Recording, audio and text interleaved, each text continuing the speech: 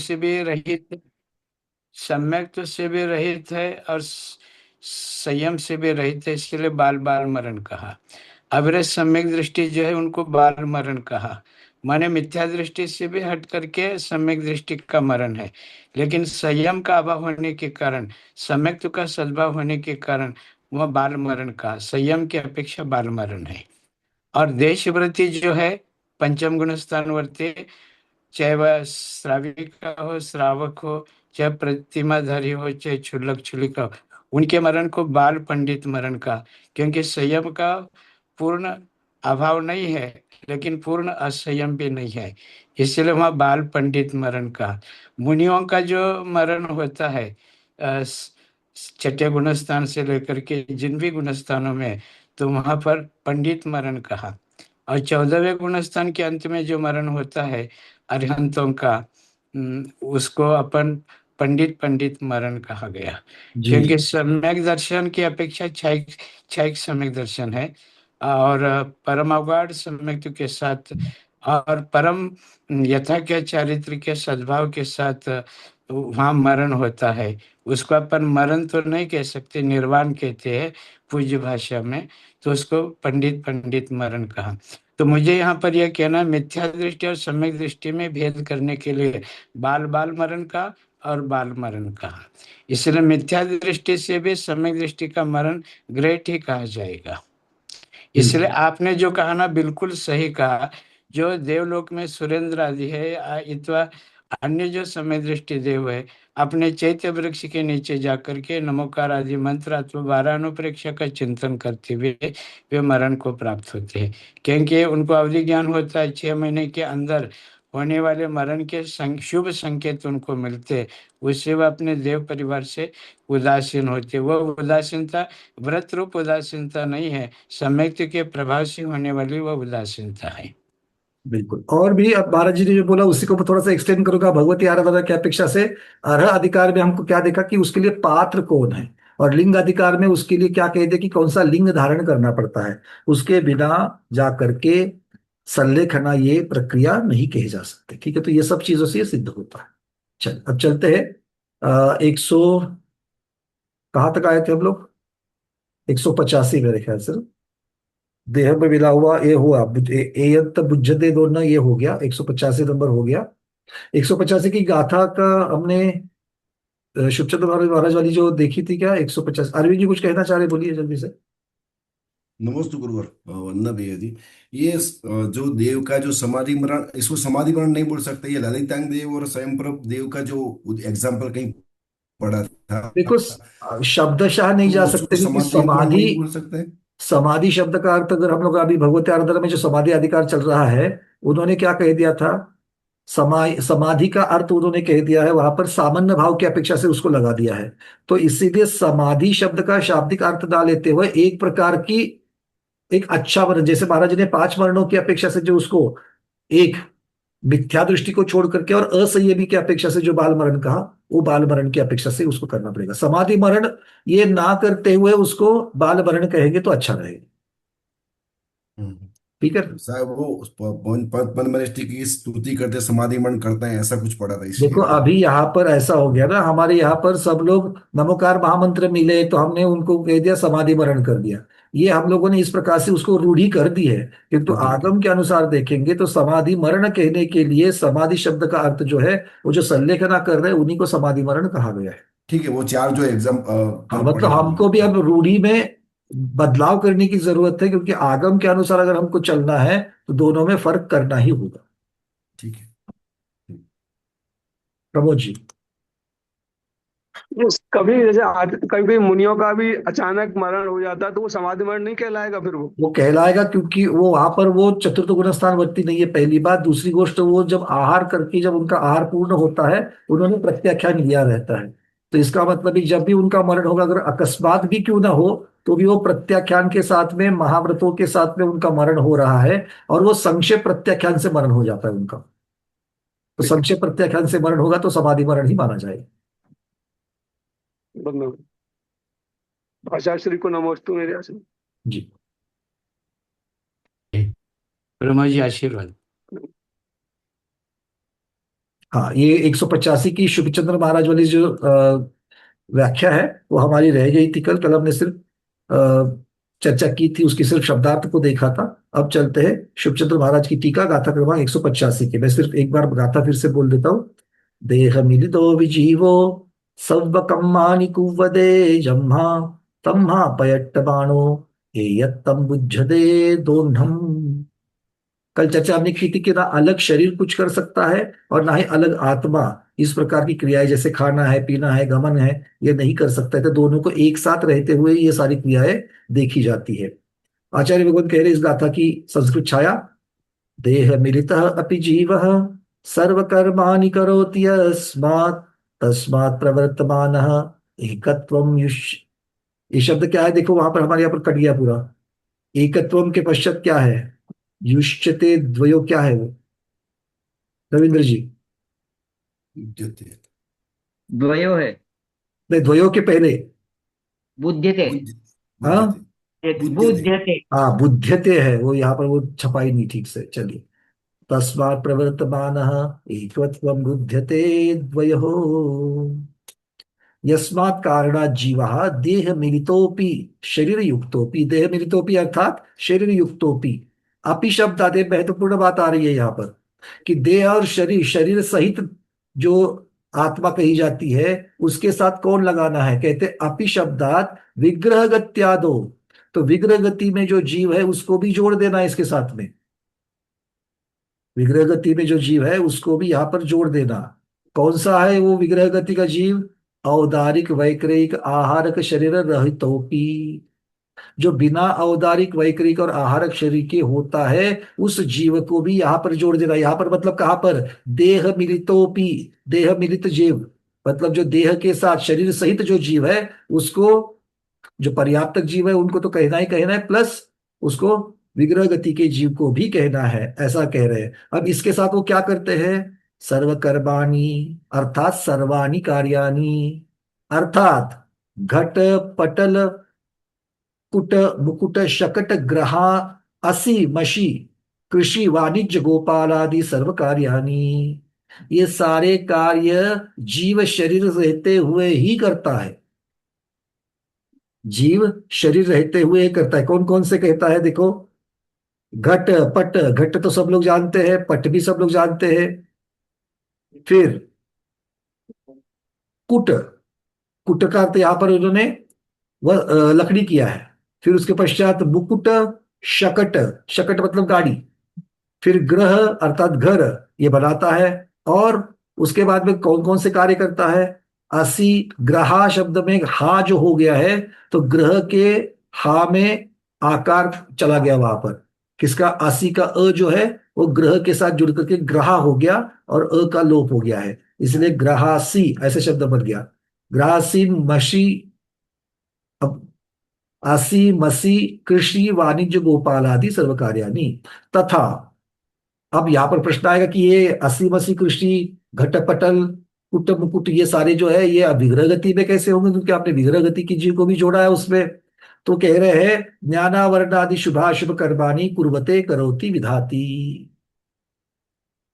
मतलब विग्रह गति में कर्म नो कर्म की अपेक्षा से, नो कर्म तो वहां पर नहीं है, किंतु कर्म की अपेक्षा से वहां पर उसका कार्य देखा जाता है। तो इसीलिए ज्ञानावरणादि शुभाशुभ कर्माणि कुर्वते करोति विदति, ये यहाँ पर उन्होंने लगा दिया। तस्मात् कारणात् कार्यादिषु प्रवर्तमानो जनः। अब यहाँ पर कह रहे हैं कि इस कारण से कार्य करने वाला जो मनुष्य है, ये प्रवर्तमान होने वाला, ये प्रवृत्ति करने वाला कौन है, ये यहाँ पर क्लियर हो रहा है। तो दोनम द्वयो जीवा शरीर यो, तो दोनम द्वयो मतलब दोनों का द्विकपना, एक साथ पना। किसका? जीव और शरीर का एकत्व बुध्यते मन्यते जानाति। तो यहाँ पर वो कह रहे हैं कि जीव और शरीर दोनों इस प्रकार से ये मिल करके ये कार्य करते हैं। किंतु अब आगे कर चल करके करेंगे, क्योंकि ऐसा कहने से एक प्रकार का एकांत बन जाएगा। क्या एकांत बन जाएगा? कि देह और जीव एक ही है। आपने कार्य करते, क्योंकि एक बात बताते वक्त अगर कोई भ्रांति निर्माण होने की शक्यता है तो आचार्य भगवान उसका निराकरण अगली गाथाओं में कर देते हैं। यहां तक की बातें क्लियर है सबको? कि देह शरीर सहित जब जीव रहता है तो क्या क्या कार्य कर सकता है। विजय लक्ष्मी दीदी। नमस्ते महाराज जी, नमस्ते। मुझे पूछना था अभी वो विग्रह गति में क्या बताया, वो समझ में नहीं आया मेरे को। विग्रह गति में वो तीन शरीर तो नहीं थे, औदारिक वैक्रिक और तो उन्होंने तो कह दिया, उन्होंने कह दिया कि ये जो जीव, शरीर सहित जीव की जो चर्चा चल रही है, तो शरीर सहित जीव में सिर्फ पर्याप्त जीवों को नहीं लेना है, तो जो विग्रह गति के जीव है उनको भी लेना।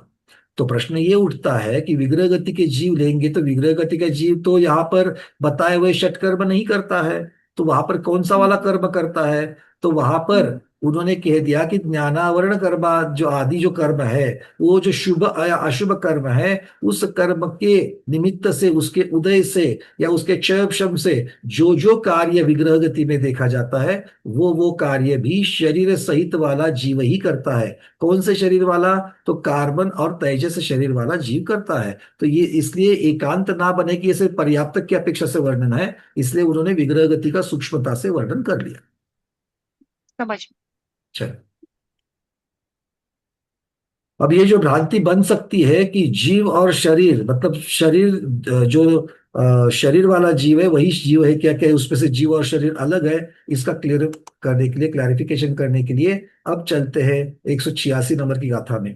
जीव को देह से भिन्न जानने के लिए लक्षण दिखाएंगे कि अब क्या कहेंगे कि ये एक साथ मिलकर के काम तो करते हैं, किंतु दोनों भी अलग है। इससे गलत अर्थ मत निकालना कि दोनों एक ही है, ये तो कल से शरीर को ही मान करके चलेंगे, नहीं, वो अलग कर रहे हैं। कैसे अलग कर रहे हैं देखो। देह मिलिदो विपिच्छति, देह मिलिदो विनिस्सुनते सद्दम, देह मिलिदो विभुंजति, देह मिलिदो विगच्छेदी। अब देह मिश्रित हो पर के आत्मा क्या क्या काम करता है, ये सब बता रहे हैं। वो कह रहे हैं देह मिलो दो भी पिक्चर दीजिए, जब शरीर के साथ रहता है तो आंखों से पदार्थ को देखता है। देह मिलो भी निस्सुन्न दे सद्दम, कानों से शब्द को सुनता है। देह मिलो भी भुंजत दी, मुख से वो खाद खाता है, जीभ से स्वाद आदि लेता है। और देह मिलिदो भी गच्छे दी, गमनागमन भी करता है, कहाँ से? पैर से। अब देह में अगर जीव नहीं हो, देह में अगर जीव नहीं हो तो देखना, स्वाद लेना, सुनना, गमन करना, ये सारी क्रियाएं होगी क्या? नहीं, कल हमने इसकी भी चर्चा करी। मुर्दा कर पाएगा क्या? नहीं कर पाएगा। इसलिए ये जाना जाता है कि जीव देह में रहता तो जरूर है, किंतु जीव अलग है और देह अलग है। ये जीव और देह ये दोनों से अलग हो जाएंगे, अलग अलग हो जाएंगे तो ऐसी क्रियाएं देखने को नहीं मिलती है। चलिए, अब आचार्य भगवान शिवचंद्र महाराज इसके लिए क्या कहते हैं वो देख लेते हैं। 186 नंबर गाथा। देह मिलितः अपि पश्यति, देह मिलितः अपि निश्नोति शब्दम, देह मिलितः अपि भुक्तिं, देह मिलितः अपि गच्छति।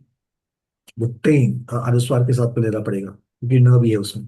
अपि पुनः देह मिलितो जीवः शरीरेण संयुक्त आत्मा पश्यति, श्वेत पीत हरितारुण कृष्ण रूपाणि वस्तुनि सर्व कार्याणि लोचनाभ्याम मनसा वाचावलोकयति जीवः। वो कह रहे हैं कि अब ये सारी जो चीजें हैं, यहाँ पर शरीर से युक्त होकर शरीर से मिला हुआ जीव जो है क्या क्या देखता है, तो क्या क्या देखता है? श्वेत वर्ण को देखता है, पीत वर्ण को देखता है, हरित वर्ण को देखता है, अरुण वर्ण को देखता है और कृष्ण वर्ण को देखता है। तो ये 5 वर्णों को देखने का कार्य करता है। अच्छा, आगे क्या करता है? बड़ी सुंदर, इतनी सुंदर ये टीका आचार्य शिवचंद्र महाराज ने करी है। आगे आगे आप लोगों को पता चलेगा कि कितनी सारी चीजें हमको नई नई पता चलने वाली है। अब आगे कहते हैं अपि पुनः निस्सुनदे कर्णाभ्याम शृणोति, कान से सुनने का काम करते हैं। ये किस प्रकार से होता है इसकी चर्चा अब शिवचंद्र महाराज कह रहे हैं। निषाद ऋषभ गंधार षड्ज मध्यम दैवतः। नाम सुने ना सब लोगों ने, संगीत की रुचि लोगों ने सुन रखने वाले ने तो पक्का नाम सब सुने हैं। ये क्या है सब? ये स्वरों के नाम है, ये सप्त स्वरों के नाम है। निषद, ऋषभ, गांधार, षड्ज, मध्यम, धैवत। आगे क्या कह रहे हैं? पंचमश्चेति सप्तैते तत्रिकट्ठोस्ता स्वरः। अब ये जो स्वर है ये कहाँ कहाँ से निकलते हैं ये बता रहे हैं। कंठ देशे स्थिता षड्जः, जो कंठ से निकलता है वो षड्ज कहलाता है। कहाँ कहाँ किसकी निर्मित होती है देखिए, बड़ा सुंदर वर्णन है ये। शिरस्त ऋषभस्ततः, जो सिर से निकलता है वो स्वर ऋषभ कहलाता है। नासिकायाम च गांधारो, जो नासिका से निकलता है, अनुनासिक जो होता है वो गांधार कहलाता है। हृदये मध्यमो भवेत्, जो हृदय से निकलता है वो मध्यम कहलाता है। पंचमश्च मुखे नेयस्तानुदेशे तु दैवतः, जो पंचम स्वर है वो पंचम कहाँ लगता है? क्या सुंदर पंचम लगाया कहते हैं। तो पंचम कहाँ से है? मुख से लगता है। और तालुदेशी, जो तालु तालु होती है उससे धैवत ये निकलता है। अब इसके साथ साथ में ये आगे कह रहे हैं निषाद सर्वगात्रे च देया सप्त स्वरा, यदि 6 हो गए थे, सातवां निषाद कह रहे हैं। अब निषाद कैसा है? वो सभी पूर्ण शरीर से निकलता है। बातें समझ में आ रही कि नहीं आ रही है? ये सुनकर के याद नहीं रहेगा और फिर से पढ़ने को भी नहीं मिलेगा। अपनी कॉपी में लिख लेना इस चीज को, कौन सा कहाँ से निकलता है। और आगे इसके स्वामी भी बताने जा रहे हैं, वो भी लिख लो आगे। तो पहले मैं फिर से बता रहा हूं, लिख लो। कंठ से अब पहले स्वर का नाम लिखेंगे, उसका उत्पत्ति स्थान लिखना और स्वामी, 3 कॉलम बना लेना इसको। पहला स्वर कौन सा है? षड्ज। षड्ज, ड हलंत वाला लगाना, षड्ज। ये कहां से निकलता है? कंठ से। स्वामी आगे बाद में लिखेंगे, तीसरा कॉलम बाद में भरेंगे। अब पहले लिखो कंठ से होता है ये। दूसरा है ऋषभ, ये सिर से निकलता है। तीसरा है गांधार, ये नासिका से निकलता है।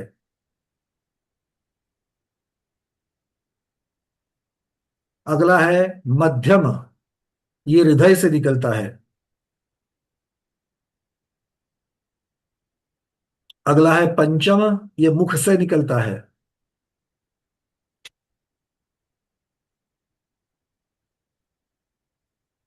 अगला है धैवत, ध के ऊपर ऐ की मात्रा, धैवत। तालु, तालु सब लोग जानते हैं ना, जीवा के ऊपर वाला जो बात, मुख के अंदर का ऊपर का भाग है वो तालु, तालु से निकलता है। और अंतिम है निषाद, ये संपूर्ण शरीर से, सर्व शरीर से निकलता है। अब आगे कह रहे हैं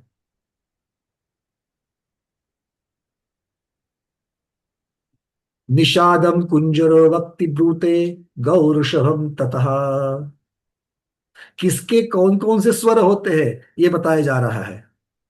तो सबसे पहले आ गया कुंजर, कुंजर मतलब हाथी। हाथी का, हाथी कौन से, हाथी को तो आप बोलते हैं ना, हाथी चिघाड़ रहा है। तो किसमें चिघाड़ता है वो? निषाद स्वर में, उसका निषाद स्वर होता है। तो स्वामी, निषाद स्वर का स्वामी कौन है? हाथी। ऋषभ स्वर का स्वामी कौन है? गौ, गाय बैल आ जाएंगे, प्रजाति। अजा वदति गांधारम, अजारम, अजा मतलब कौन? बकरा। गांधार नासिक होता है, नाक से निकलता है गांधार। तो मैं बोलने पर कौन मैं करता है? बकरा, तो ये उसका गांधार है। अब जब भी सुनो ना ये स्वाद, तो आगम को याद करना, भगवान की दिव्य ध्वनि में क्या क्या आ गया देखो ये, ऐसा सोच करके देखना उसकी तरफ। फिर कहते हैं षडजम ब्रूते भुजंग भुक, जो भुजंग का भक्षण करने वाला है, ऐसा गरुड़। भुजंग भुक्ता मतलब कौन है?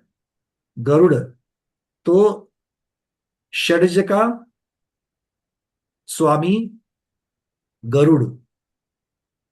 ब्रवीति मध्यमम क्रौंचो, मध्यम स्वर का स्वामी है क्रौंच पक्षी।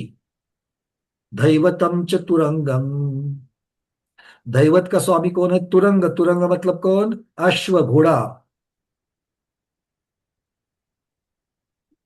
पुष्प संधारणे काले पीका कूजति पंचमम, पंचम स्वर किसका है? तो पुष्प संधारण के काल में जो कोयल कू करती है, कोयल का जो कुंजन होता है वो, तो वसंत ऋतु के कोयल पंचम स्वर से पूजती है, पंचम स्वर के लिए बता दिया। आगे है, ये इतने इन्होंने बता दिए। अब आगे चलते हैं। अब इन्होंने कह दिया नासा खंड मुरस्तालु जिह्वा दंताश संस्पर्शनम।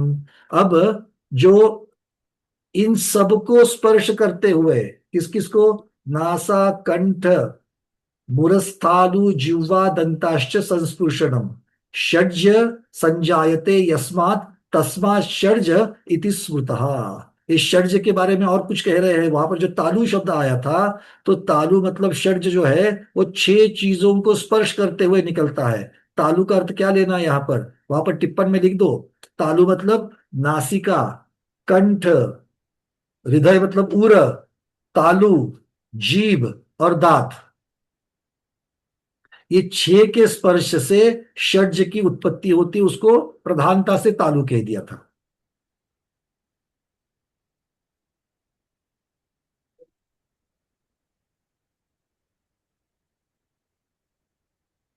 दृढ़ामुरसि मंद्रस्तु। अब यहाँ पर ये सातों जो है ना, ये मंद्र, ये 7 को सप्तक कहा जाता है। ये 7 स्वर को क्या कहते हैं, सप्तक। और सप्तक के 2 प्रकार और होते हैं, मंद्र सप्तक और, कौन बताएगा दूसरा, किसी को याद है? संगीत को जानने वाला, सप्तक कैसा होता है, त्रिशला शाह दीदी? मंद्र सप्तक और अनम्यूट तार अनम्यूट। तार सप्तक। सप्तक, बहुत बढ़िया। तो मंद्र सप्तक और तार सप्तक, ये सप्तक के 2 भेद है। तो मंद्र सप्तक के लिए बारे में अब यहाँ पर कह रहे हैं, नृना मुरसी मंद्रस्तु द्वाविंशति विधो ध्वनि। मनुष्य उर प्रदेश से जो 22 प्रकार की ध्वनि उच्चारित होती है, वो मंद्र सप्तक कहलाती है। मनुष्य उर से 22 प्रकार की ध्वनि निकाल सकता है। वो 22 प्रकार की ध्वनि को यहाँ पर मंद्र सप्तक कहा जाता है। मंद्र और तार ये दोनों सप्तक के बेसिकली एम्पलीट्यूड कहलाते हैं। एम्पलीट्यूड मतलब कितनी ऊंचाई से आप उसको कह रहे हो। अच्छा, उसके पश्चात स एव कंठे मध्या स्यात् तार शिरसी गीयते। और जब वही सप्तक कंठ से उच्चारित होता है, तो वो क्या कहते हैं, मध्यम सप्तक कहलाता है। और उसके पश्चात जब सिरोदेश से गाया जाता है, तब वो तार सप्तक कहलाता है। तो मंद्र सप्तक, मध्यम सप्तक और तार सप्तक। तार सप्तक मतलब बहुत ऊपर वाली आवाज हो जाएगी। तो मंद्र सप्तक गाया जाता है हृदय से, उसके बाद कंठ से गाया जाता है मध्यम सप्तक, और तार कहाँ से गाया जाता है, सिर से। आप बोलोगे सिर से कैसे गाते हैं, सिर से कैसे गाते हैं? हाँ, तो इसके लिए किसी गायक को ही बताना पड़ेगा, है ना, क्योंकि मैं उसका उच्चारण, क्योंकि मुझे तो गाना नहीं आता गाने के लिए। तो सिर से गाना का अर्थ क्या होता है, कहाँ कहाँ से आपके स्वर किस प्रकार से निकलने चाहिए, वो कही जाएगी। ठीक है, बस यहाँ पर सिर्फ ओम यहाँ पर कहने से नहीं, मतलब अलग अलग तरीके से उसको बोल देंगे।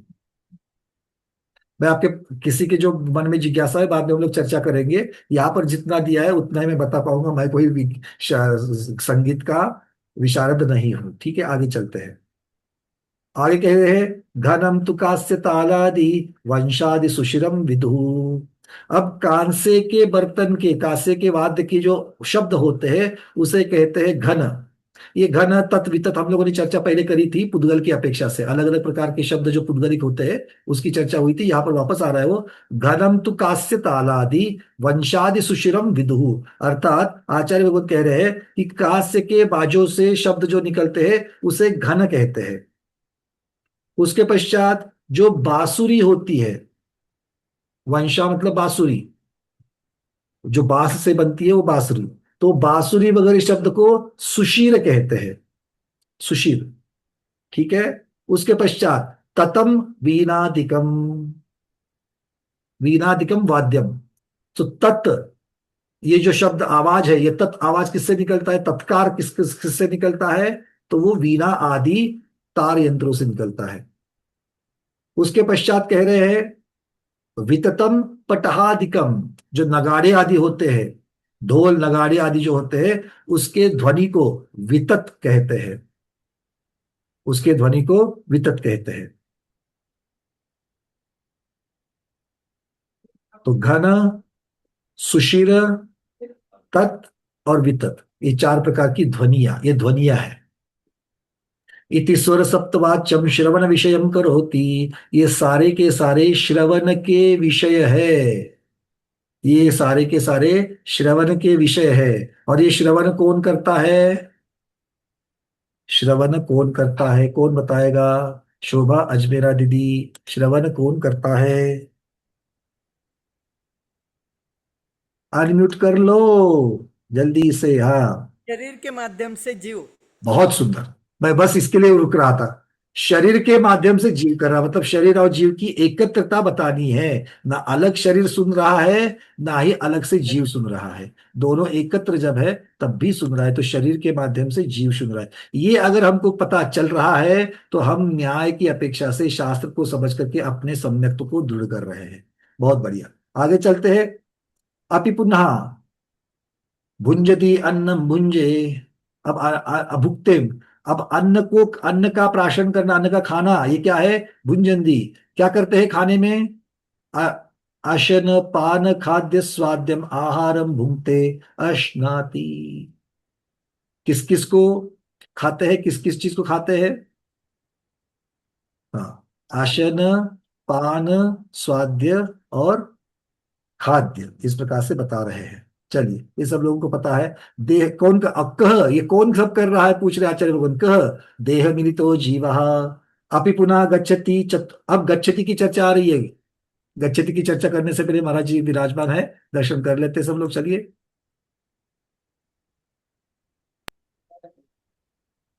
प्रज्ञाश्रवण मुनि श्री अमित सागर जी गुरुदेव की जय। नमोस्तु हाँ, नमोस्तु। सबको आशीर्वाद। गुरुदेव, बड़ा सुंदर प्रकरण शुभचंद्र महाराज यहाँ पर संगीत पढ़ा रहे हैं सबको। इतना सुंदर संगीत का षड्ज कहाँ से निकलता है, पंचम कहाँ से निकलता है, तार सप्तक कैसे होता है, मंद्र सप्तक कैसे होता है, ये सारी चर्चा शुभचंद्र महाराज यहाँ पर टीका में दे रहे हैं। बड़ा सुंदर आनंद आ रहा है इसको। और फाइनली ये सब करके ये बात समझ में आ रही है कि ना ये इसका आस्वाद ना जीव ले रहा है, ना शरीर ले रहा है, शरीर सहित जीव ले रहा है। ये बात महत्वपूर्ण है। अब गच्छति, गमनागमन की चर्चा कर रहे हैं। चतुर्दिग्मार्गे, चतुर्विधिगा मार्गे, अध ऊर्ध्व मार्गे च याति व्रजति। कहाँ कहाँ जाना गमन होता है? चार दिशाओं में, दिशा में, फिर चार प्रकार की विदिशाओं में, अधो दिशा और ऊर्ध्व दिशा में, मतलब 10 प्रकार की दिशाओं में जो गमन होता है उसको यहाँ पर कह रहे हैं। कौन कर रहा है? देह मिलितो जीवः, शरीरधारी जीव कर रहा है। तो इस प्रकार से ये गाथा यहाँ पर पूर्ण कर रहे हैं। अब आगे कहते हैं, अथ जीवस्य आत्मदेह यो जीवस्य भेदा परिज्ञानम दर्शयति। अब बहुत सारी चर्चा शरीर और आत्मा, आत्मा शरीर के साथ मिलकर के क्या क्या करता है, इसकी बहुत सारी चर्चा हो गई। अब शरीर, इसकी वजह से क्या भ्रांति होती है? शरीर को ही जीव मान रहा है, शरीर को ही जीव मान रहा है, शरीर को ही जीव मान रहा है। और शरीर को जीव मानते मानते क्या हो जाता है? मैं सुखी दुखी मैं रंक राव, मेरो धन ग्रह गोधन प्रभाव, मेरे सुतत्रिय मैं सबल दीन, बेरूप सुभग मूरख प्रवीण। कहा था ये? छेड़ाला में पढ़ते कि नहीं पढ़ते ये सब? मैं सुखी दुखी मैं रंक राव। दुखी क्यों हो गया? अब दुखी क्यों होते हैं? शारीरिक व्याधि आ गई तो दुखी होते हैं, मानसिक व्याधि आ गई तो दुखी होते हैं। तो शरीर आत्मा है या पुद्गल है? पुद्गल है ना? मन क्या है? जिस मन की वजह से हम सुखी दुखी हो रहे हैं वो भी पौद्गलिक है। क्योंकि अगर वो आत्मा का भाग होता तो सिद्ध भगवान में भी हो जाता। सबसे बड़ी इसकी युक्ति, जो चीज सिद्ध भगवान में नहीं है वो जीव की नहीं है। क्लियर? सबसे बड़ी युक्ति, मतलब सोचने की जरूरत ही नहीं कहीं पर। सिर्फ सिद्ध भगवान की तरफ देखो, अपने आप उत्तर मिल जाएगा। बोलो अनंतान सिद्ध परमेष्टि भगवान की जय। अच्छा, सुखी दुखी तो हो गए, सुखी भी हो गए। क्यों सुखी हो गए?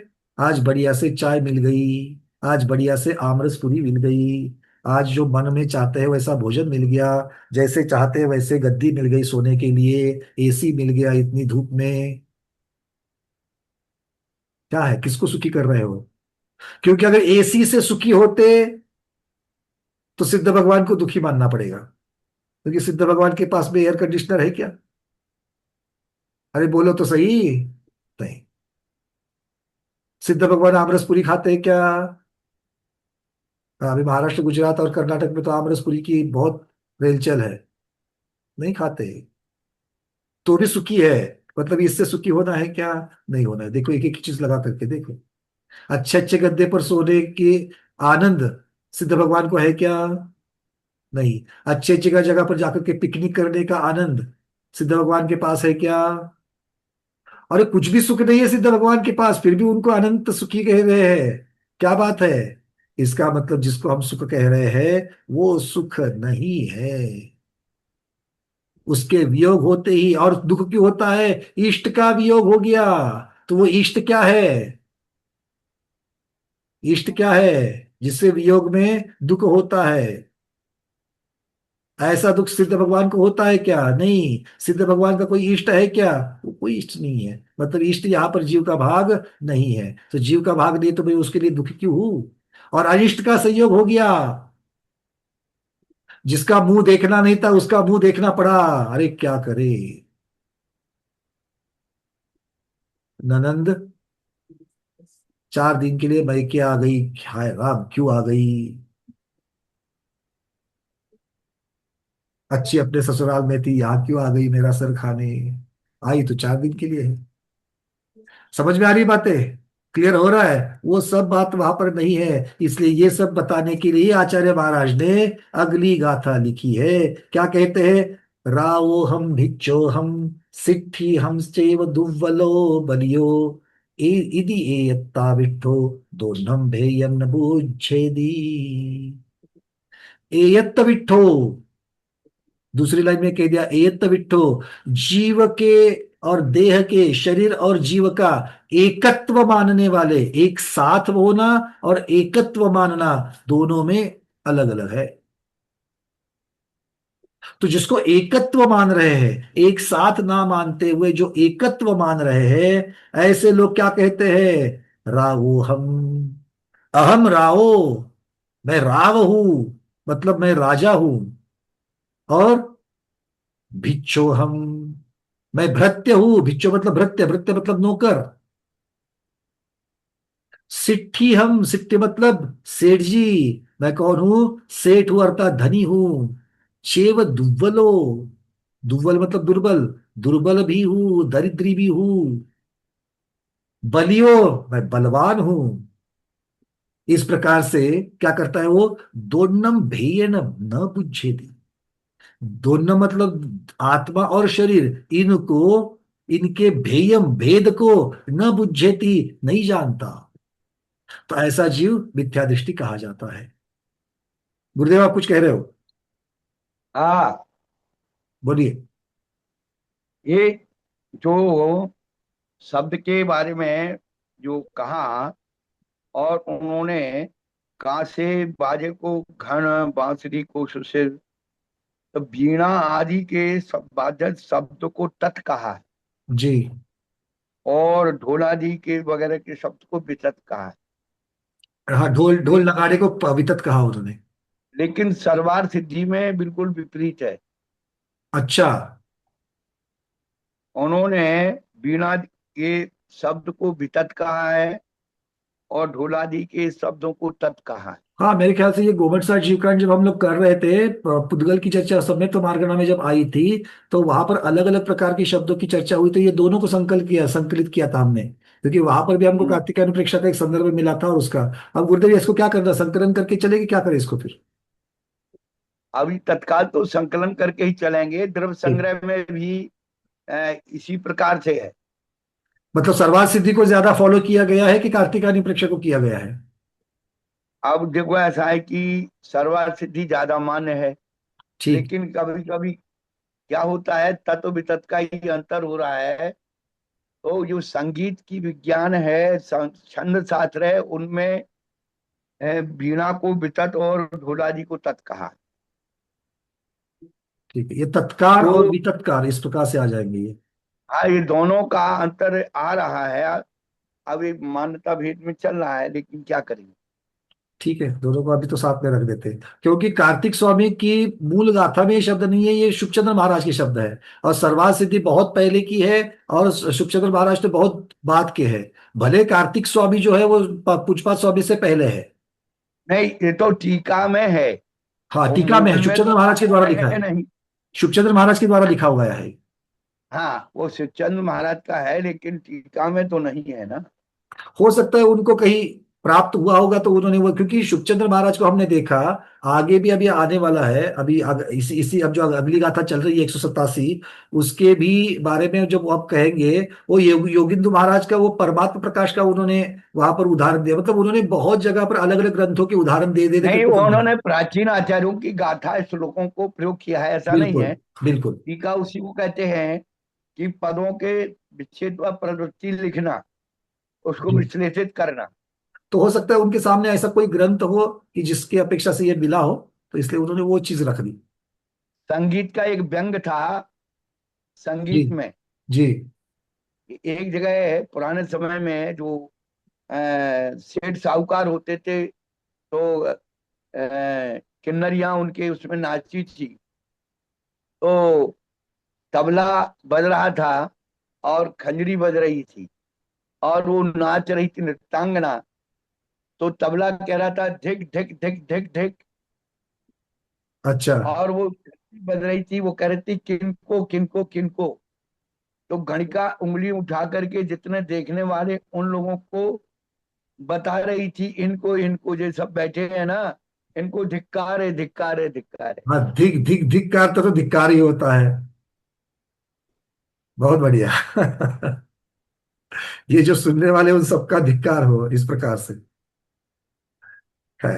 चलिए, अब 187 नंबर की गाथा का शब्दार्थ तो हमने देखा, मैं और छैडाला के साथ में भी हमने उसका संबंध जोड़ा। अब यहाँ पर केवल चलेंगे। प्रसंग के अनुसार हमने ये बता दिया कि सर्वार्थ सिद्धि में और इनके शब्दों में अंतर है। जी जी, सब लोग याद करना इसको, और अपने यहाँ पर भी लिख दो। सर्वार्थ सिद्धि पढ़ते वक्त या इसके समय पे हमने लिखा हुआ ही है उस पीडीएफ उस नोट्स में। अब यहाँ पर भी लिख देना कि सर्वार्थ सिद्धि में इस तत् और वितत के जो अर्थ है वो इसके विपरीत है, इससे इससे अलग है, इससे उल्टे है। चलिए,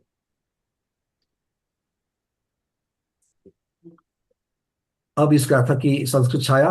राजा अहम भृत्य अहम श्रेष्ठी अहम चैव दुर्बल बली इति एकत्वाविष्टः द्वयो भेद न बुध्यति।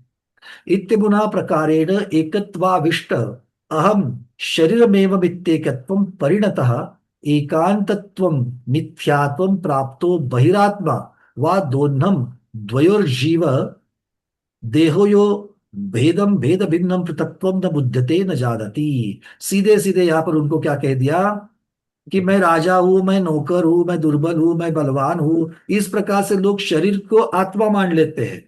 क्यों? क्योंकि वो मिथ्या दृष्टि है, इसलिए वो दोनों के भेद को नहीं समझते। इति किम राजा हम अहम राजा द्रुपोहम अर्थात पृथ्वीपालको हम, मैं पृथ्वी का पालनहार हूं, मैं प्रजा का पालनहार हूं, इस प्रकार की। अरे भाई, तू पालनहार है तो तू जाने के पश्चात क्या होगा? क्या प्रजा भी चली जाएगी? प्रजा तो गाय पर रहने वाली है। भृत्यो अहम च पुनः अहमेव भृत्य कर्म करो। भृत्य कौन है? कर्म करने वाला, मतलब कर्मकार, कर्मकार मतलब नौकर। अहमेव श्रेष्ठी, श्रेष्ठी का तो अर्थ सुलभ है, श्रेष्ठी मतलब धनवान। च पुनः अहमेव दुर्बल निस्वो अहम व कृषिभूत शरीरो हम, दुर्बल मतलब जो शरीर से कृष हो गया है वो। अहमेव बलिष्ठ अर्थात बलवान, अर्थात बलवत्त शरीर हो हम। पर्यायवाची शब्द देकर के समझा रहे हैं। इति एकत्वम परिणतो मिथ्यात्वम प्राप्तो बहिरात्मा जीवः। तो इस प्रकार से दोनों को एक ही मानने वाले जीव जो है वो मिथ्यात्व की प्राप्ति करने वाले या मिथ्यात्व को पालने वाले, उनको बहिरात्मा कह दिया। ऐसे जीवों को क्या कहा? बहिरात्मा। तो बहिरात्मा की व्याख्या यहाँ पर आचार्य भगवान कर रहे हैं। जीव शरीर यो भेदम पृथक्त्वम भिन्नम न जानाति यत्यर्थम। अर्थात बहिरात्मा जीव जो है वो शरीर और आत्मा, जीव और शरीर, इनमें भेद, इनके इनके जो अलग अलग जो भेदता है वो नहीं जानता है। अब यहाँ पर बहुत महत्वपूर्ण गाथा आगे भगवान दे रहे हैं सुखचंद्र महाराज, जिसकी हिंदी टीका नहीं है। इसलिए यहाँ पर जो बताया जा रहा है उसकी हिंदी टीका नहीं है। हम जब इसका स्वाध्याय कर रहे थे तो बड़े अचरज में पड़ गए कि नीचे नहीं है, कि ये तो अभी इतने 5 गाथाएं आचार्य भगवान दे रहे, तो 5 गाथाओं का अर्थ कैसे करेंगे। पर उसके लिए एक बहुत महत्वपूर्ण बात वहां पर कहते हैं, योगिंद्र देवे दोधक पंचकेन। इसका मतलब क्या हो गया कि योगिंद्र देव महाराज के जो आचार्य हो चुके हैं, योगिंद्र देव जिनको कहा जाता है, इन आचार्य महाराज ने दोधक पंचक, पंचक मतलब 5 गाथाएं, कौन सी, दोधक पद्धति की, दोधक नाम का छंद होता है, तो दोधक छंद में लिखे हुए मतलब 4 लिखते तो उसको चारोड़ी बोलते हैं। तो ये पंचक है, कौन सा पंचक है ये, दोधक नाम के छंद में लिखा हुआ, अपभ्रंश भाषा का है। तो उसको ढूंढते ढूंढते हमारी नजर परमात्मा प्रकाश पर चली गई, तो परमात्मा प्रकाश में इसका हमें उत्तर मिल गया, क्योंकि इसका अर्थ भी तो करना पड़ेगा, हाँ या ना। अर्थ नहीं करेंगे तो आप लोग छोड़ेंगे क्या, भैया इसका क्या अर्थ है करके पूछोगे पूछोगे, क्योंकि हिंदी में तो नहीं नीचे है, तो इसलिए इसका अर्थ भी किया जा रहा है। अच्छी तरीके से देखना, बहुत सुंदर गाथा है ये। और परमात्मा प्रकाश की भी हम लोग सामने रख करके देखेंगे। तो परमात्मा प्रकाश में मुख्यतः से गाथा क्रमांक 80 से लेकर के शुरू होती है ये, और ये अपभ्रंश भाषा में है, तो इसलिए उसको ठीक से देख लेना। आचार्य भगवान कह रहे हैं यहाँ पर, तथा योगिंद्र दैवे दोदक पंचकेन मिथ्यात्व परिणामेन कृत्वा बहिरात्मात्मनि योजयति स्वस्वरूप निरूप्यते। बहिरात्मा का जो मिथ्यात्व परिणाम से होने वाला जो बहिरात्मा का जो स्वरूप है वो यहाँ पर बता रहे हैं। जैसे दोदक पंचक से आचार्य भगवान योगिंद्र देव ने बताया है। कहा, परमात्मा प्रकाश में लिख लीजिए, परमात्मा प्रकाश गाथा क्रमांक 80 से 84, ये 5 गाथा है, उस 5 गाथा यहाँ पर हमको मिल रही है। क्या है वो 5 गाथा में से पहली गाथा है, हऊ गोरऊ हऊ सामलऊ हऊ विभिन्नवु वन्नु हऊ तनु अंगऊ थूलु हऊ एहू मूढ़ऊ मन्नु। ये पूरी प्राकृत भी नहीं है। ये हऊ शब्द जब आता है ना, तो मुझे हमेशा आचार्य भगवान समाधिस्थ गुरुदेव आचार्य विद्यासागर जी महाराज की याद बहुत आ जाती है, क्योंकि बुंदेलखंड में बहुत जगह पर हो हाँ बोलने के लिए हऊ बोल लेते हैं। कोई बैठेगा यहाँ पर बुंदेलखंड से? हाँ, रजनी दीदी आप तो बुंदेलखंड से, अभी तो आप कर्नाटक में हो, बट आप हो तो बुंदेलखंड से, वहां पर हऊ ही बोलते हैं ना, हऊ बोलते हैं। तो ये हऊ वाली भाषा यहाँ पर आ गई है। हाँ, क्या बोल रहे हैं देखो यहाँ पर हाउ का शब्द यहाँ पर अहम ये किया गया है। संस्कृत में शब्द क्या होता है, अहम। गौरव मतलब क्या है, गौर वर्ण वाला, अहम गौर वर्ण। इसकी ब्रह्मदेव सूरी ने इसकी जो टीका करी है संस्कृत में की है, वो संस्कृत टीका बता रहे हैं, अहम गौरो गौर वर्ण सामलवु हूं, मतलब मैं गोरा हूं। सामल मतलब सामलिया पारशनाथ बोलते कि नहीं बोलते हैं, शामलिया पारशनाथ बोलते कि नहीं बोलते, गुजरात वालों के, हमारे तो बहुत है ना, ईडर वडाली वाले उस एरिया में कहते हैं। आज भी मुझे अभी याद है, हमारी परदादी जो होती थी वो पार्शनाथ भगवान का अपने मंदिर में अभिषेक करते हुए सामलिया पार्शनाथ भगवान की जय बोल करके अभिषेक करती थी वो। मतलब वहां पर जो हम लोग जहां से आए हैं हुमड़, वहां पर हुमड़ समाज जो है वो वहां पर सामलिया पार्शनाथ भगवान को बहुत मानता है। और दूसरे सामलिया कौन से हैं, समचिकर वाले, चरण पादुका उनकी जो है वो काले पाषाण की है, उनको भी सावलिया पार्षनाथ कहा जाता है। तो ऐसे सावल सामलो मतलब क्या है, श्यामल रंग का, मतलब अहम श्याम वर्ण, मैं सांवला हूं, मैं गोरा हूं, और विभिन्न हूं वन्नु, मैं नाना वर्ण का मिश्र वर्ण का हूं। तो मैं हूं, कौन है, मैं हूं, मैं गोरा हूं। अब मैं गोरा हूं तो आत्मा गोरी है कि शरीर गोरी है, आत्मा काली है कि शरीर काला है ना। मतलब जो शरीर का वर्ण है वो मेरा वर्ण कह रहा है जीव। आगे क्या कहते हैं, हऊ तनु अंगऊ, कितना है, तनु मतलब मेरी अवगाहना, अंगऊ मतलब अंगुल मतलब छोटी है, थूलु हूं मैं स्थूल हूं, एहू मूढ़हू मन्नू। क्या कह रहे हैं? मतलब मैं दुबले शरीर वाला हूं, मैं मोटा हूं, स्थूल मतलब मोटा हूं, इस प्रकार मानने वाले मिथ्यात्व जीव को तू मूढ़ऊ मन्नू, ये मूढ़ मानुष मूर्ख मनुष्य है, ऐसा मानो। ये हो गई एक गाथा। अब अगली गाथा, उसमें क्या कह रहे हैं? हऊ वरु बम्भनु। बम्भनु मतलब ब्राह्मण। वो स्वयं को क्या मान रहा है? मिथ्या दृष्टि जीव, मैं सबसे श्रेष्ठ, वरु मतलब श्रेष्ठ ब्राह्मण हूं। ब्राह्मण शब्द का अर्थ आगे से आगम में क्या किया है? अनुव्रति। अनुव्रति श्रावक को ब्राह्मण कहा गया है, मतलब यहाँ पर उच्च वर्ण की चर्चा कर रहे हैं। फिर क्या कहते हैं? यहाँ पर ब्राह्मण वर्ण की चर्चा है, और उसके बाद में वैसु हऊ। वैसु मतलब वैश्य हूं, मैं वैश्य हूं, मैं ब्राह्मण हूं। हऊ खत्ती हूं, मैं क्षत्रिय हूं। और आगे क्या कहा? हऊ सेसु मतलब मैं क्षूद्र हूं। तो मैं ही ब्राह्मण हूं ऐसा कह रहा है, तो आत्मा ब्राह्मण होती है क्या? आत्मा क्षत्रिय होती है क्या? ये वर्ण तो आप किस प्रकार के कार्य करते हो उसकी अपेक्षा से कहे गए हैं। तो कार्य कौन करता है? आत्मा करता है कि पुद्गल करता है? कार्य कौन करता है? अरविंद जी, कार्य कौन करता है? अनम्यूट नमस्ते करना। महाराज जी, वंदना बहन।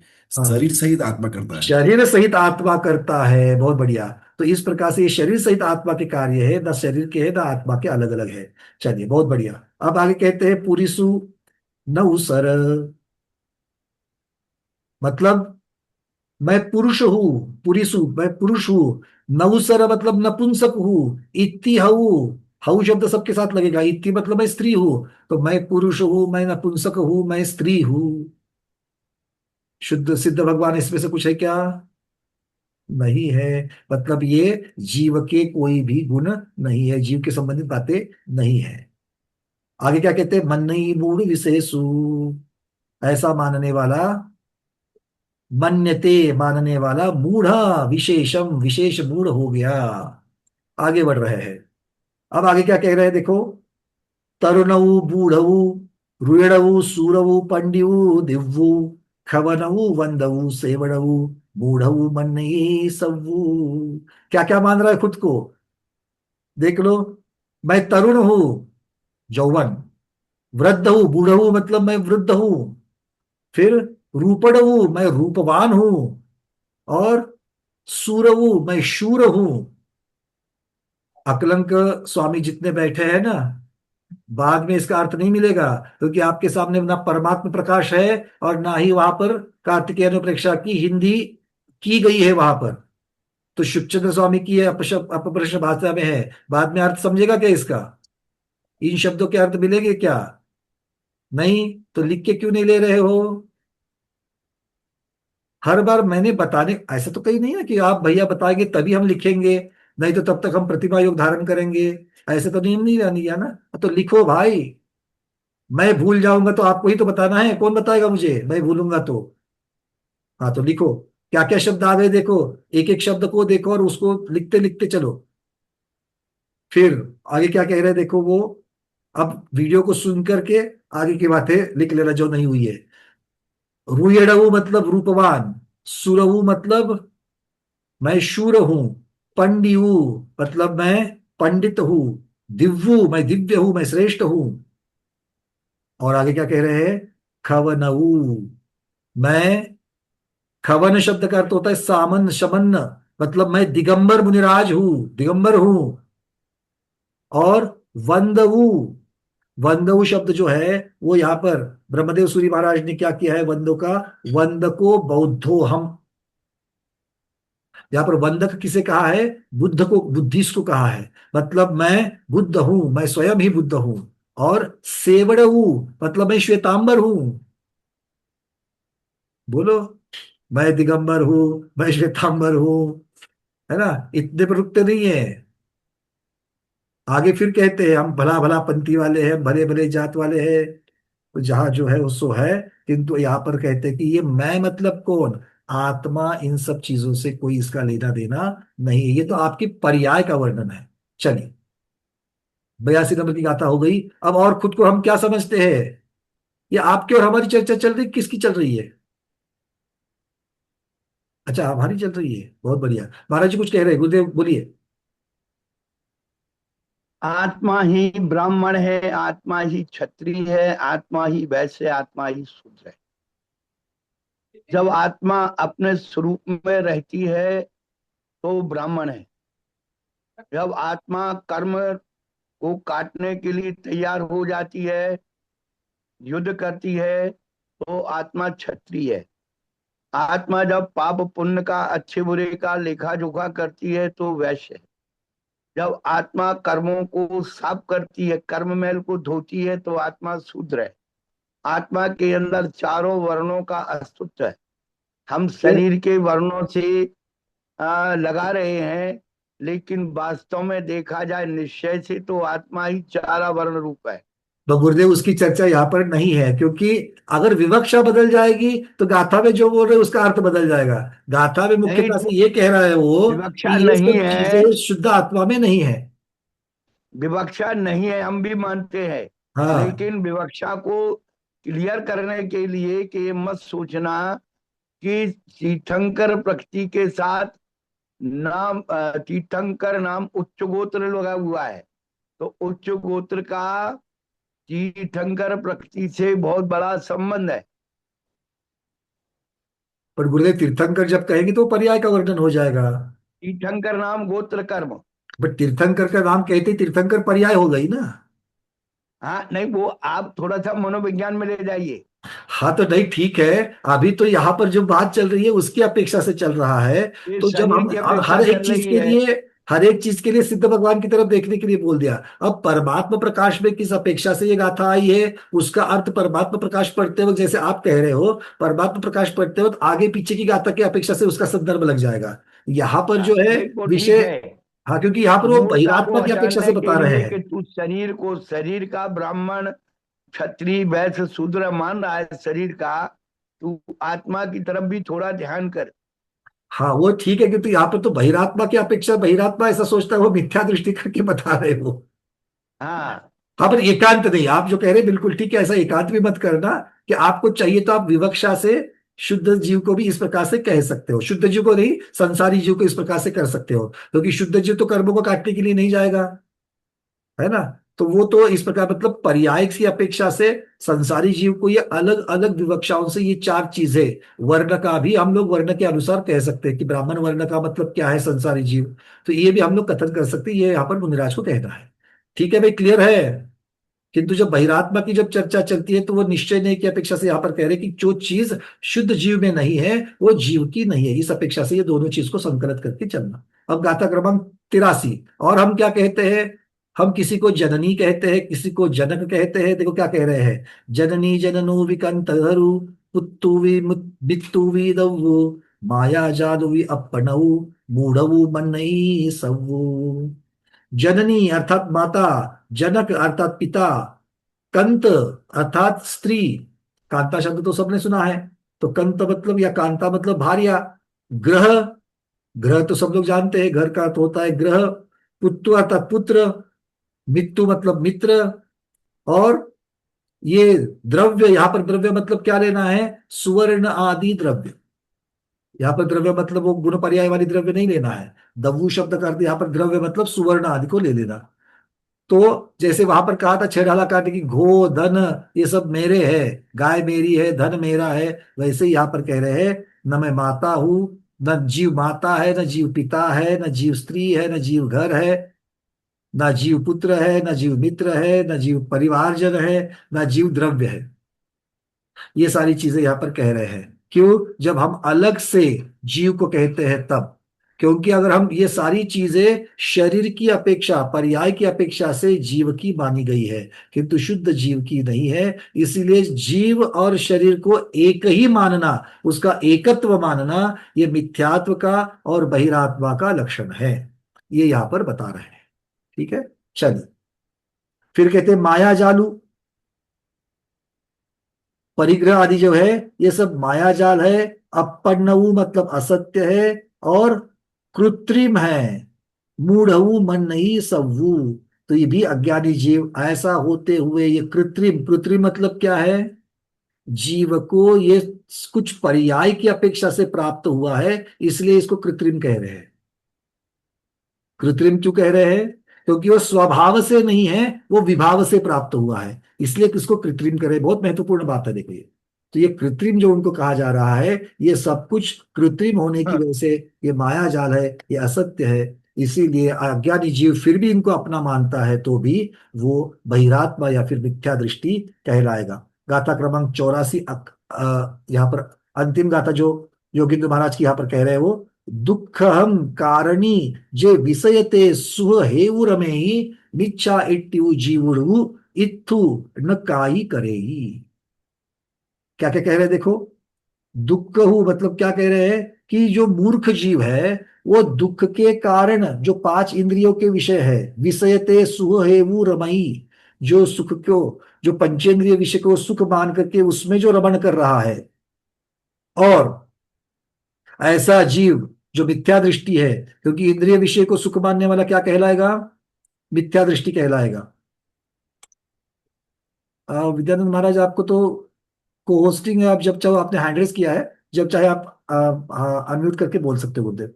तो ये ऐसा कौन मानता है? तो मिथ्या दृष्टि पंचेंद्रिय के विषय में सुख मानता है। तो ये संसार में क्या करना है, क्या नहीं करना है, क्या नहीं करना है, अकरणीय क्या है? पाप चीज, अशुभ चीजें जो है वो करने के योग्य नहीं है। फिर भी सब कुछ करता है, जो पाप है, जो अकरणीय है, वो भी करता है। वो क्यों करता है? क्योंकि वो शरीर या उस पर्याय को, जो शरीर सहित पर्याय मिली है, उससे मिलने वाले जो सुख दुख है, उसको अपना मानता है। इसीलिए तो ये संसार में भटक रहा है। तो ये परमात्मा प्रकाश की अपेक्षा से हमको इसके उत्तर प्राप्त हुए। ठीक है, क्लियर है सबको? चलिए, क्योंकि इसकी हिंदी टीका वहां पर नहीं है। आचार्य जी, आप कुछ कहना चाह रहे हो मुद्दे? अमित सागर महाराज जी ने जो बताया ना, जी ईराचार्य विद्यानंद जी महाराज जी ने अपने प्रवचन में यही कहा था, जब हम अपने आत्मा का चिंतन करते, ब्रह्म का चिंतन करते, तब हम ब्राह्मण हैं।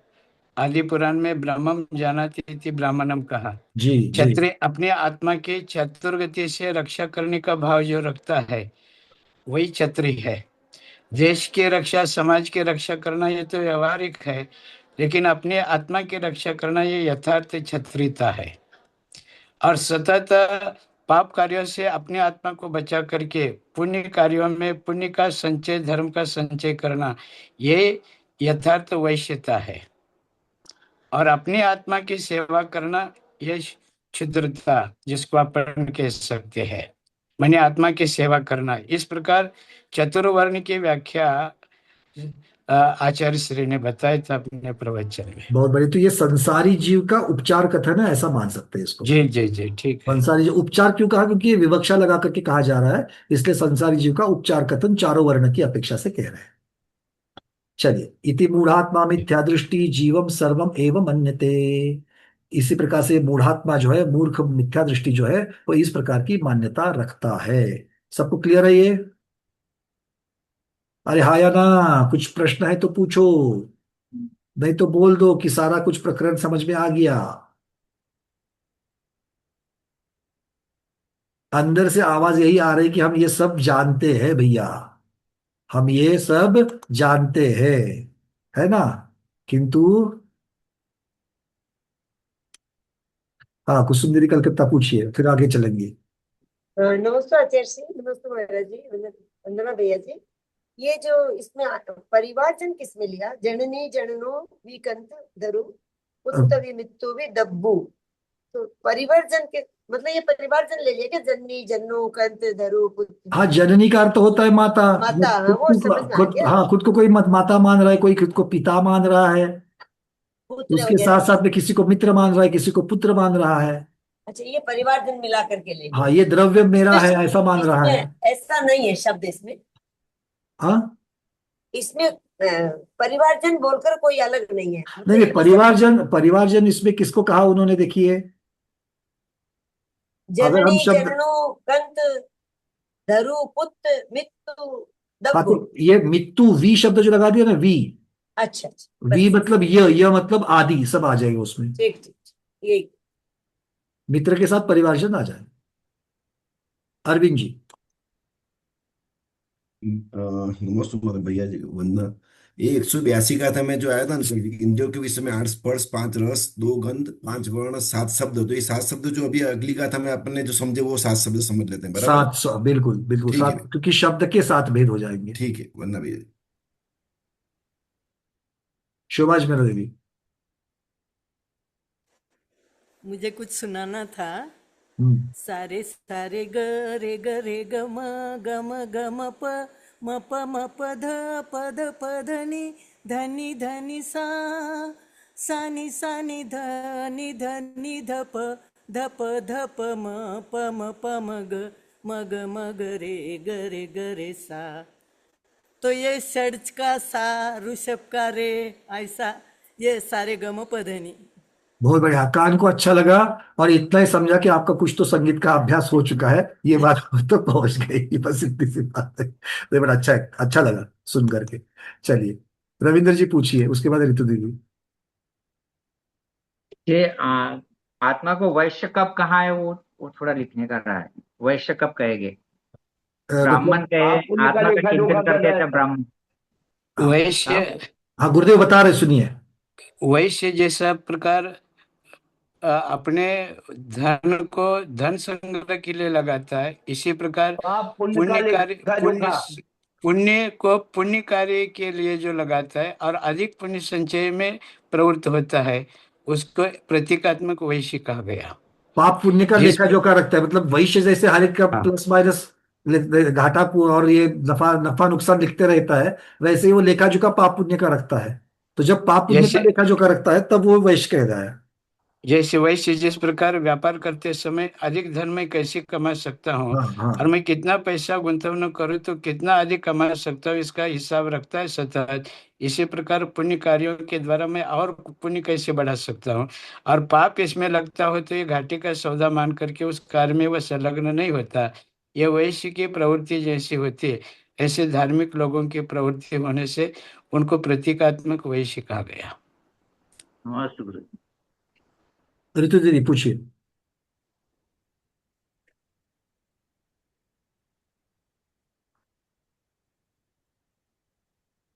नमोस्तु आचार्य श्री, नमोस्तु मुनि महाराज जी, वंदना भैया जी। भैया जी, ये अपणव माने असत्य कृत्रिम किस शब्द का अर्थ आया है?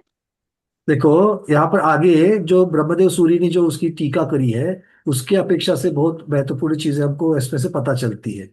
जैसे यहाँ पर उन्होंने कह दिया कि देखो, जननी माता जननः पितापि कांता ये भार्या गृहम पुत्रोपि मित्रमपि द्रव्यम सुवर्णादि यत् सर्वम। अब उन्होंने कहा माया जालु भी अपनऊ मूढ़ऊ मन्नई सब, इसकी टीका उन्होंने करी माया जालमप्य असत्यमपि। असत्य, तो अपनु शब्द से उन्होंने वहां पर, असत्य, हाँ, इस प्रकार से दिया है। लेकिन कृत्रिम, आगे उसको कृत्रिमपि असत्यमपि, असत्य क्यों कह रहे हो? क्योंकि वो कृत्रिम है। असत्य इसलिए कह रहे हैं कि जो नहीं है वो असत्य है, अच्छा, और जीव में स्वभावता जो नहीं है वो विभाव से है, इसलिए कृत्रिम है। कृत्रिम है मतलब जो मेरा स्वयं का स्वयंभू से नहीं है, वो मुझ पर बना है, इसलिए उसको कृत्रिम कहा। मतलब ये पर्यायवाची बना करके उसका अर्थ उन्होंने खोला है। और चूंकि वहां पर ब्रह्मदेव सूरी ने ये शब्द लगाया, इसलिए वो टीका में आगे हिंदी में भी आ गया। चलो,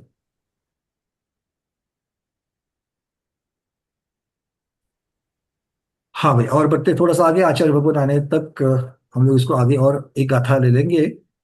गाथा अब जीव के कर्तृत्व आदि को, चार गाथा यहां से आगे की जो चार गाथा है, ये जीव के कर्तृत्व को बताने वाली है। क्या क्या है जीव का कर्तृत्व, चलिए देख लेते हैं कि जीव किस प्रकार से कह रहे हैं। जीवो हवे ही कत्ता सौवम कम्मानि कुव्वदे जम्भा काला इलद्धि जुत्तो संसारम कुनई मोक्षम च। वो कह रहे हैं जम्भा, चूंकि जीवो सौवम कम्मानि कुव्वदे, जीव सब कर्म को करता है। कर्म मतलब कर्म, नो कर्म को भी करता है। करता है मतलब करता है, अपना कर्तव्य मानता है कि ये मुझे करना है, ये मैंने करना चाहिए, मैंने करना चाहिए, मैंने करना चाहिए। धन कमाना चाहिए, शादी करनी चाहिए, बच्चे पैदा करने चाहिए, ये सब कर्तव्य मान करके करते हैं कि नहीं करते हैं? हाँ। तो इस प्रकार की चर्चा यहाँ पर करते हैं। सर्व कर्म नो कर्म को, मतलब ये कह रहे हैं भोजन करना ये भी कर्तव्य मान करके करते हैं, वस्त्र आदि को मतलब परिग्रह आदि पैसा कमाना क्यों है कि इसका सब हमारी जो नीड्स है उसको हमको करना है। तो इसलिए कहते हैं कि चूंकि जीव सर्व कर्म को करता है, कर्तव्य मानता है, इसलिए कर्ता हवे ही वो करता भी है। करता, करता नहीं, करता, ता के ऊपर रफा, कर्ता कर्म में से जो कर्ता होता है वो करता, इसलिए जीव को कर्ता कहा। संसारम को नहीं, और सो वो अपने संसार को करता है। संसार को करता है मतलब क्या है, अपने परिवार आदि को बढ़ाता है। और काल, कालई लब्धि जुत्तो, और काल आदि लप्ति से युक्त होता हुआ मोक्षम च, अपने मोक्ष को भी करता है। तो यहां पर मुख्यता से चार प्रकार के पुरुषार्थ की चर्चा चल रही है। चार प्रकार के पुरुषार्थ करता है, और जो पुरुषार्थ करता है वो करता है ना।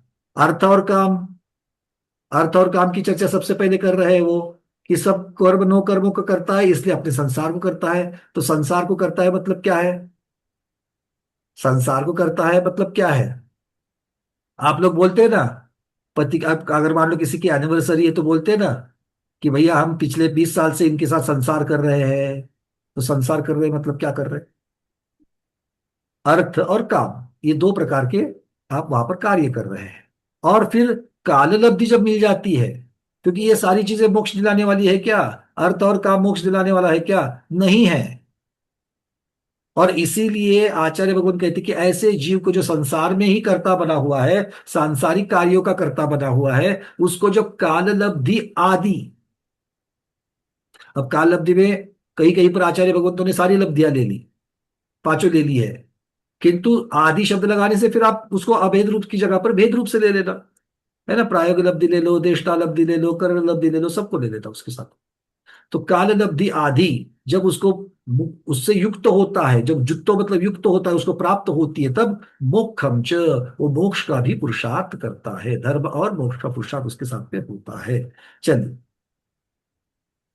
अब आचे आगे कह रहे हैं कि कोई जानते कि इस जीव के सुख दुख आदि कार्यों को ईश्वर आदि कोई अन्य करता है, कोई ईश्वर को इस चीज का कर्ता मानता है। तो ईश्वर इन चीजों का करता है क्या, नहीं है। तो कौन इसका करता है, संसारी जीव ही इसका करता है। जो सब कार्यों को स्वयं ही करता है वही करता होता है। और इसीलिए आचार्य भगवान कहते हैं कि वो संसारी जीव संसार को भी अपना कार्य कर, अर्थ और काम की पुरुषार्थ की अपेक्षा से कह दिया, और मोक्ष और धर्म पुरुषार्थ की अपेक्षा से वो मोक्ष भी करता है। 188 नंबर की गाथा का छाया देख लेते हैं अभी।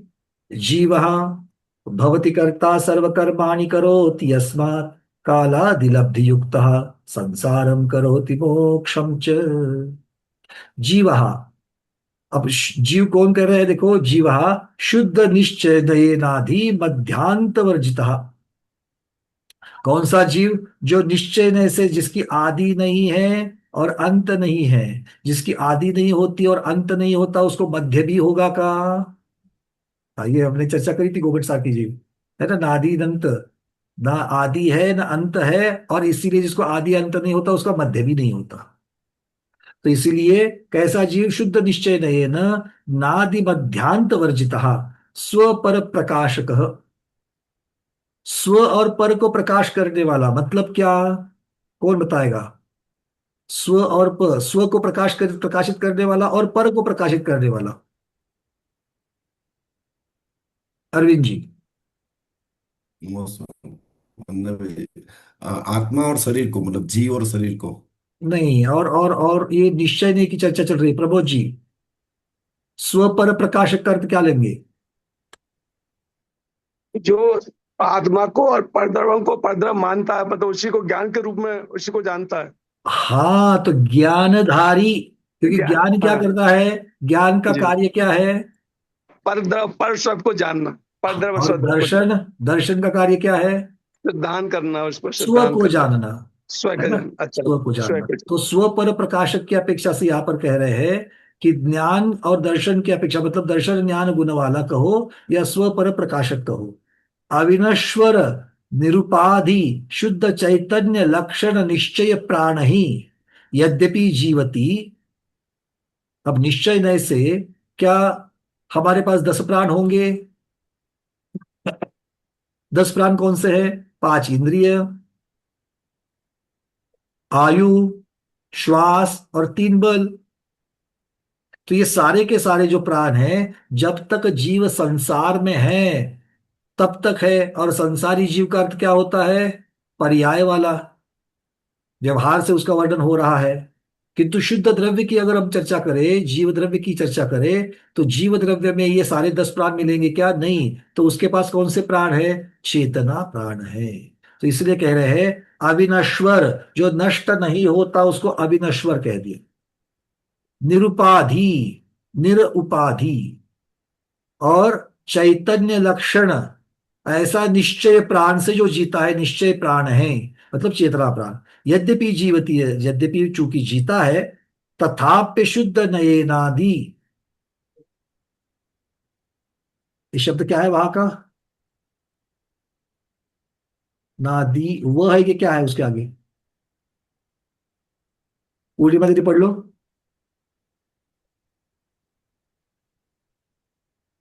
आगे मुझे सीधा यद्यपि शुद्ध द्रव्य भाव प्राणेर जीवती ऐसा आ गया यहाँ पर शब्द।